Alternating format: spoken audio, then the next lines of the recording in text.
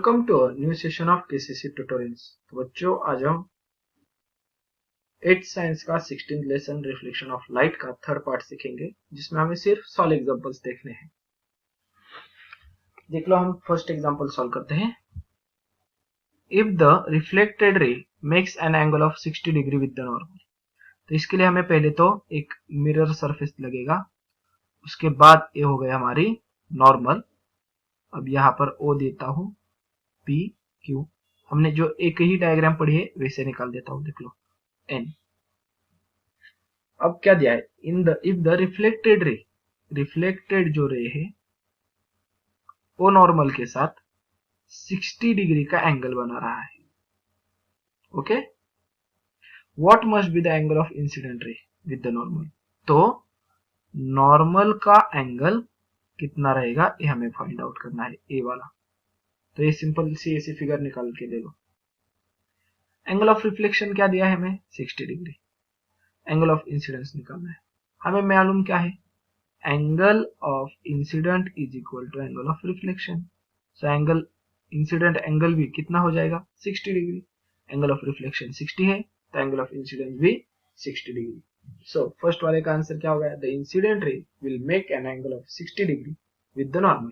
आगे समझ में, हमने देखा था एंगल ऑफ इंसिडेंट 30 रहेगा तो 30, 40 रहेगा तो 40, 60 रहेगा तो 60। ये डायग्राम लिख के ले लो। उसके बाद सेकेंड वाला देखते हैं क्या दिया है हमें।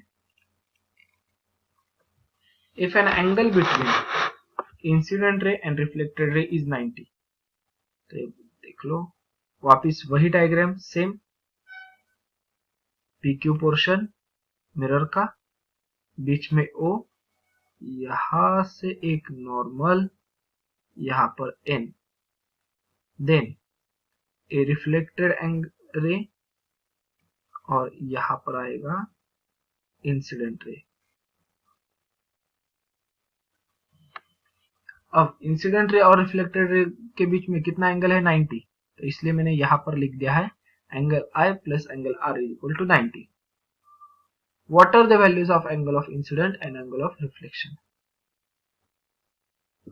सिंपली देख लो, एंगल ऑफ I और एंगल ऑफ R दोनों इक्वल होते हैं, बराबर। तो क्या बनूंगा मैं, angle of I is equal to angle of R।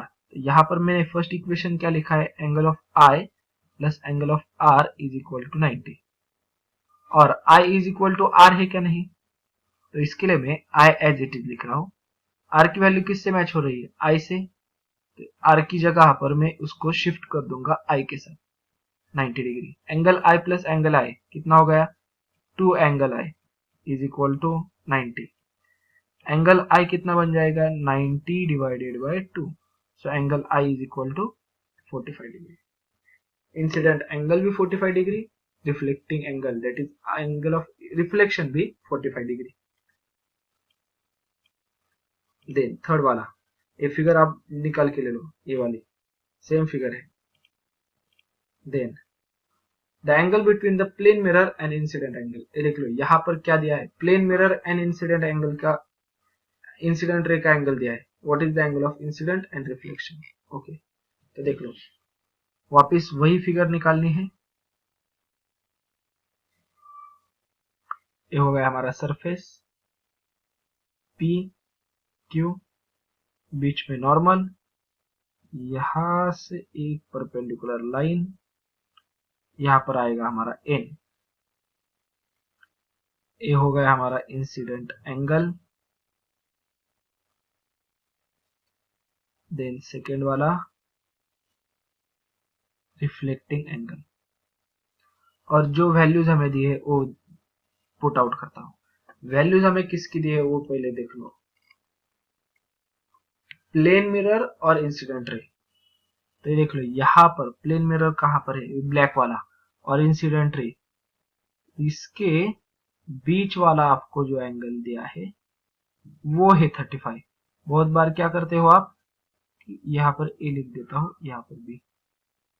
तो इस वाले पोर्शन में आप लिखते हो 35, नहीं, यहां पर 35 लिखना है, क्योंकि इंसिडेंट एंगल और प्लेन मिरर इनके बीच बना हुआ 35 डिग्री एंगल है।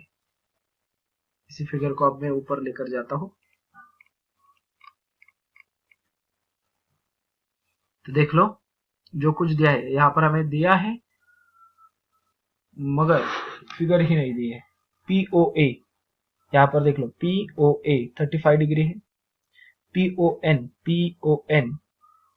ये वाला जो पोर्शन दिखाई दे रहा है वो कितने का रहेगा 90 का, क्योंकि ON परपेंडिकुलर है। तो यहाँ पर अगर 35 रहेगा तो 90 में से जितना बचता है 35, 90 माइनस 35 कितना होगा 55।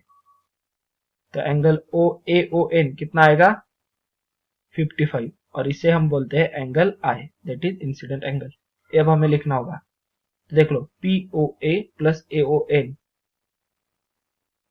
1 प्लस 2 कितना हो जाएगा इन दोनों का एंगल का 90 डिग्री। POA की वैल्यू हमें मालूम है 35, PON की वैल्यू मालूम है 90। AON फाइंड आउट करेंगे कैसे, ये 35 अगर राइट में चला जाता है तो माइनस हो जाता है, 90 में से 35 गए 55। So angle of incident that is AON 55, angle of reflection OB 55, क्योंकि वो एंगल ऑफ इंसिडेंट को सेम रहता है। फिगर आप निकाल के ले लो, वो दी नहीं है आपको। ओके लास्ट क्वेश्चन, अब फोर्थ वाला लास्ट क्वेश्चन है।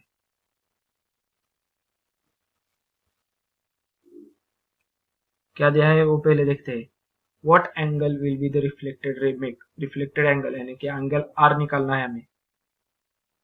क्या होगा अगर मेक विद द मिरर निकालना है, नॉट विद द नॉर्मल, ये आपको ध्यान में रखना है।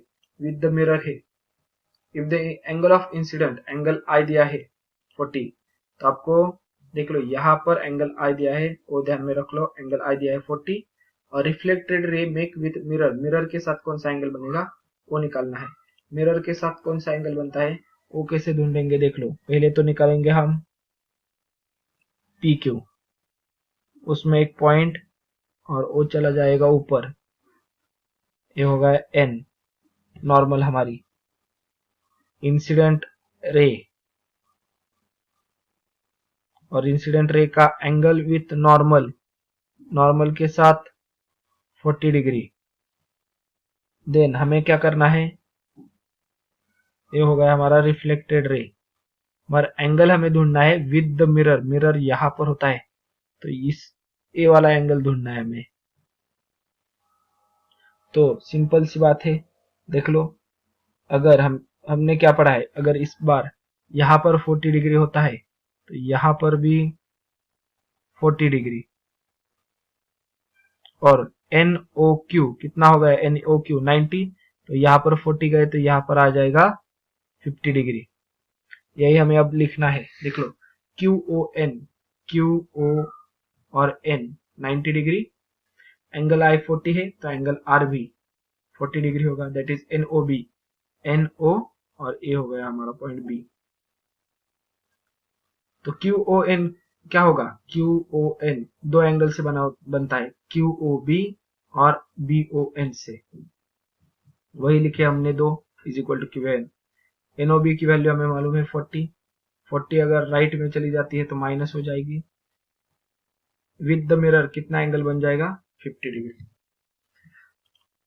तो आशा करता हूं इसी के साथ जो हमारा ये पार्ट है वो खत्म होता है। तो आशा करता हूं ये पार्ट आपको समझ में अच्छी तरीके से आ चुका होगा। अगर आपको कोई डाउट है न्यूमेरिकल्स में तो आप हमें जरूर कमेंट बॉक्स में लिख सकते हो, वो हम एक्सप्लेन कर देंगे। अगर ये वीडियो आपको अच्छी लगी होगी इसे ज्यादा से ज्यादा लाइक शेयर एंड कमेंट करते जाइए। और अगर आप हमारे चैनल पर नए हो, आपने हमें चैनल को अब तक सब्सक्राइब नहीं किया होगा तो प्लीज सब्सक्राइब आवर चैनल। किसी ऑनलाइन ट्यूशन का अगर आप हिस्सा बनना चाहते हो, हमारी ट्यूशन ज्वाइन करना चाहते हो, तो डिस्प्ले में दिए गए नंबर पे कॉल करके अधिक जानकारी ले सकते हो। Thank you for watching, good bye.